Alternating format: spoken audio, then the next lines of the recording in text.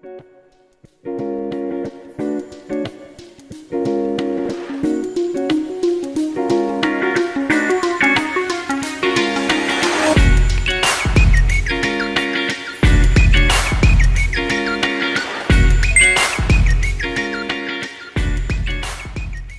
guys, welcome back to my channel. Today we are going to be making a Pinterest inspired top. The yarn that I'm going to be using is a 4-ply acrylic yarn called Winter King. This is made in Kenya. Then I'm going to also be using a 4mm crochet hook, a darning needle, and a pair of scissors. What made me interested in creating this top was the simple construction of the top, and the stitch can be up to you, so I decided to go for a textured look. So I'll be using a griddle stitch for this particular tutorial so that we get a very rich texture and a very good final finish. I'm going to be using the color, it's like rose gold, and the first thing that you're going to do is to make a slip knot.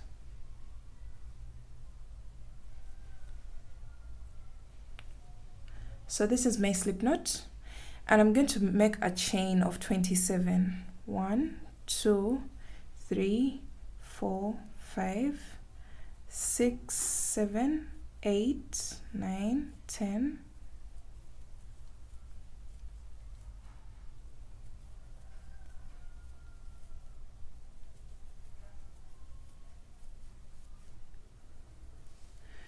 So I have my 27 chains. And if you want a bigger size, then I would advise you to do some more chains. So 27 measures about 7 inches. And if you're a bigger size, I would advise you maybe to go to 30 or even beyond. But you don't want to make this so long because this is the side of our top.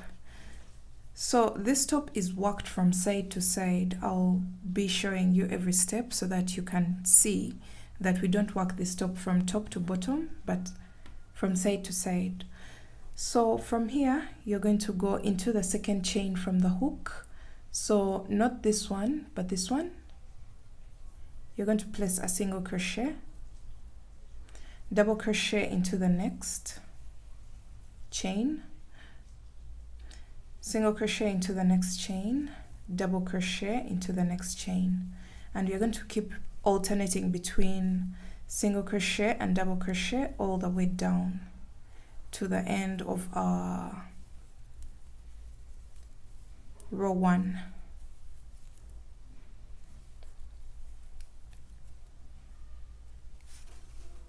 So you can notice that the single crochets are shorter and the double crochets are longer.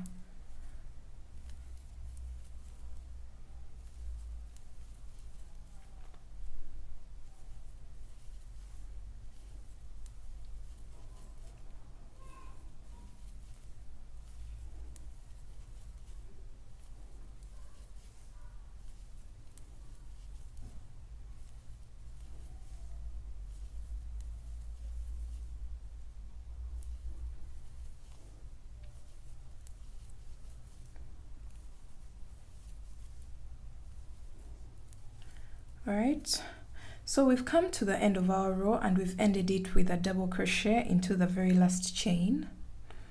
So we are going to row 2, and for row 2 you're going to chain 1, turn your work, and now we are going to start increasing, but we only increase on one side. So this is going to be our increase side. This side is going to remain flat. So you're going to go into the very first stitch. This is a double crochet, so it will get 1 single crochet, 1 double crochet, and 1 more single crochet. All those 3 stitches are in the very first stitch. Then go ahead and make a double crochet into the next single crochet, single crochet into the next double crochet, double crochet into the next single crochet, single crochet into the next double crochet, and continue doing this, placing 1 single crochet into each double crochet and 1 double crochet into each single crochet all the way to the end of your row.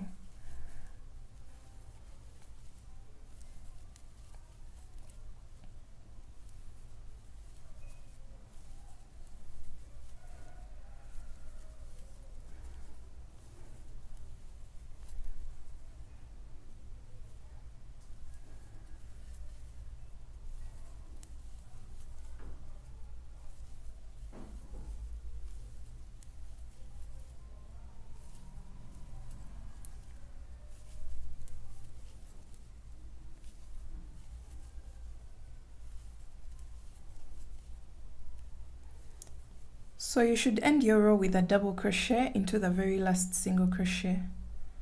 So 1 double crochet. So remember I told you at this end, on this end we don't increase or decrease.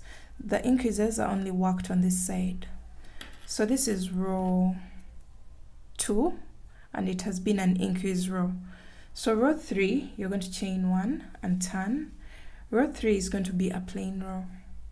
So 1 single crochet into the very first double crochet, 1 double crochet into the next single crochet, and continue this all the way up until the very last stitch.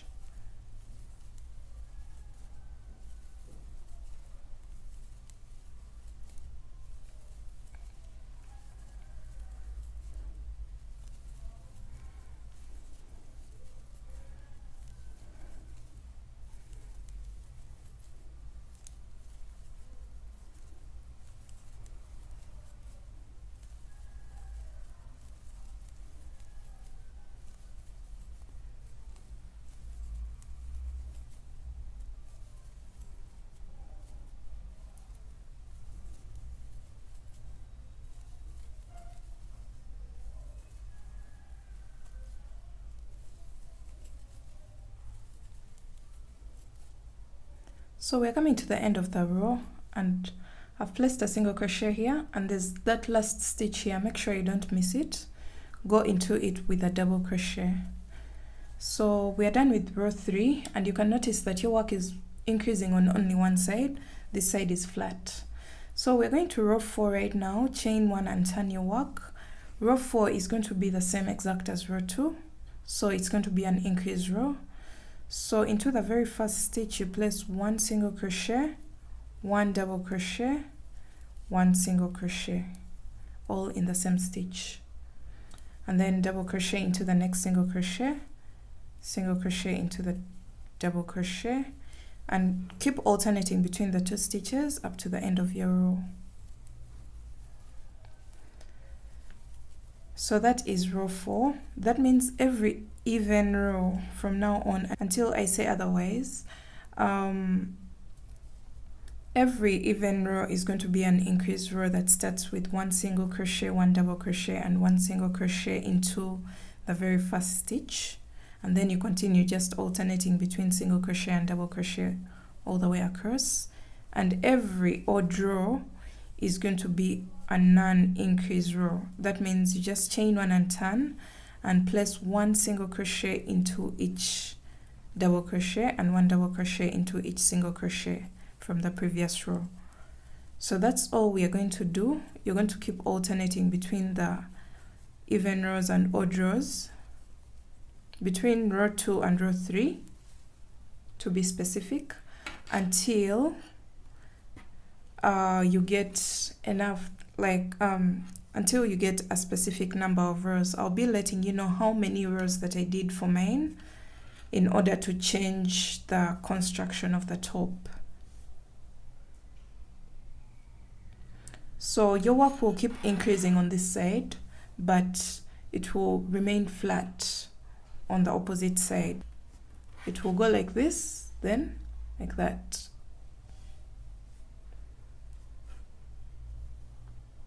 So this is how your work will look like after several rows of increasing on only one side. You can see this side is flat and this was our increased side.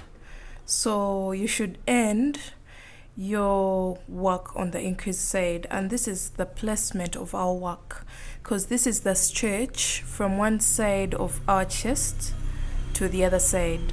Once you get that measurement that you need for your size, let me take an example. For this one, I did a total of 9 inches when it's not stretched, and it can stretch to about 10 inches when stretched, not fully but just a bit. So it's about 9 inches total. So once you get that measurement, this is how your work will look like. Because remember, this is the flat surface that runs across your chest, and then this is the triangular shape that's going to be shaped at the around your tummy area. So once you get this measurement, we are going to start doing something different, and we are going to start decreasing. But whatever was happening on this side remains the same. So this side is not tampered with. So you're going to chain 1, turn your work. These were 21 rows in total to get this measurement. So this is row 22, and I'm going to chain 1. And since we are going to start decreasing on this side where we were increasing before, so chain 1, turn your work. You're going to skip over this very first stitch, and our second stitch is a single crochet. So we shall go in there with a double crochet,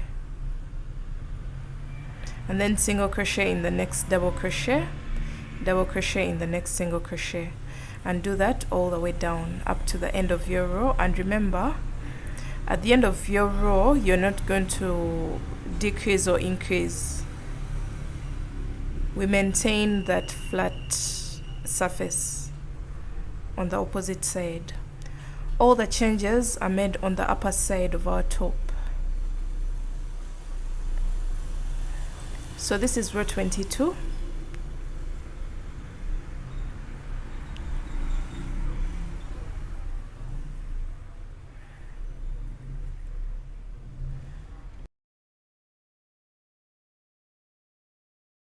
Okay, so we've made it to the end, and I've ended my row with a double crochet. So we're going to row 23, and you're going to chain 1, turn your work, and row 23 is going to be a non-decrease row. So go into the very first stitch with a single crochet, double crochet into the next single crochet into the next double into the next single, and repeat that all the way across.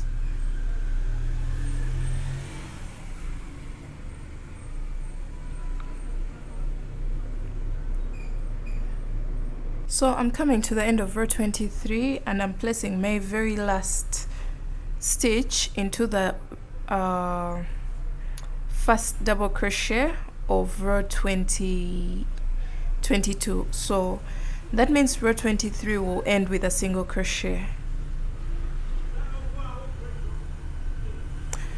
So after this, you're going to chain 1, turn your work. This is row 24. And row 24 is going to be a decrease row. So we skip over this first stitch, and the next stitch is a double crochet, meaning it will get a single crochet there. And then double crochet into the next single crochet into the next double crochet into the next single, and continue this all the way across. So I want to show you what that is going to create. You can see that your work has started slanting downwards, which we want because you can see this side is already shaped like this. So we are trying to create the same exact effect on this side. So row 24 has ended with a single crochet, and now you're going to chain 1 and turn.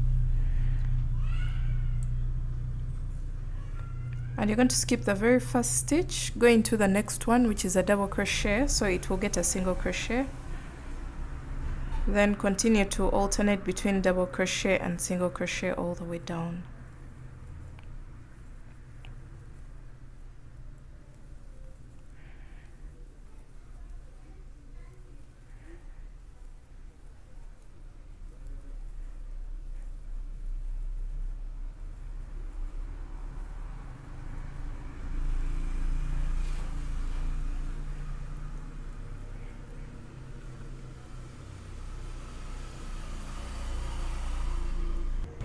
So we finished row 25 and we are going to come back all the way up to this side when we have to decrease again. So you'll chain 1, turn your work, and do 1 plain row of alternating between single crochet and double crochet.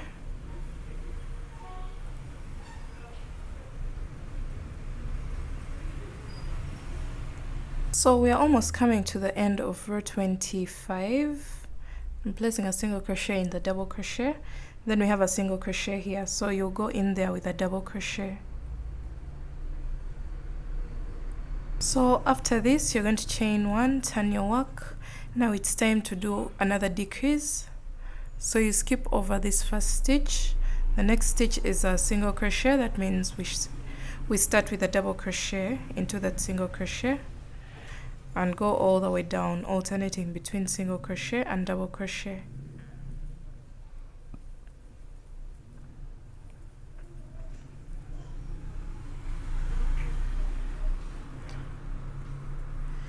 Okay, so we're going to keep alternating between these rows, the non-decrease row and then the decrease row. The decreases are only at the top of our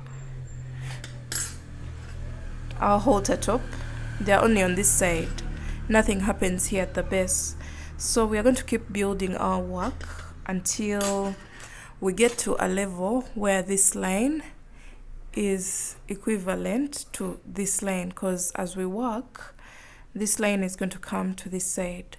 So I'll let you know how many rows I'll have done for mine, and then we see where to go from there. So I did a total of 36 rows and I felt like this was enough. As you can see, my work measures about 17 inches across, and then here we said we had 9 inches at the top, and then the length from top to bottom is about 13 inches. 12 to 13 inches. You're going to want to make sure that this pointed part at the bottom is at the direct middle of your body so that it doesn't go to the side. So I believe this was enough for me. I tried my best to balance it. It may not be as perfect, but I tried my best to balance, because when I fold it into half, you can see we have an imperfection here around this part, but that will disappear once the top is worn. So after my 36th row, I'm going to chain 1 and cut my yarn. I don't think I'm going to do an edging for my top. So this is how the top looks like. Now it's time to attach straps here and here. So all I'm going to do is to make a very simple chain to create a spaghetti strap look, because I want the straps to look very thin, just like my inspiration. So you're going to attach your yarn and make a chain. I'm going to make a chain of about 250 because this chain has to come and lace through this and then go back to tie on your body. So let me go ahead and do that. So I have my 250 chains. So I'm going to cut this, and this is what we have. And you're going to go ahead and do the same exact thing at this point. Alright, so we have 2 chains on both sides now. These are chains of 250. And this is how the top looks like. I'm already done weaving in all the ends. And now you're going to turn your work to the wrong side. Both sides are almost going to look the same. So you're going to just decide what side is the wrong side. And you're going to fold over your work like this, because these two are the points that are going to go behind your back. Then you're going to get the strap, the chain on this side, and cross it over to this side. Just get the pointed part and pass it through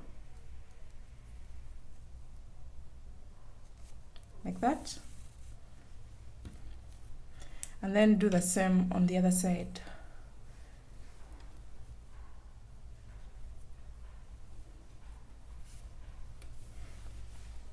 So when you have that ready, you're going to leave some room for the top to look like a top, to look like an actual top. So we have these two straps, we have an X at the back, we have it laced up here, and now you will just tie a knot.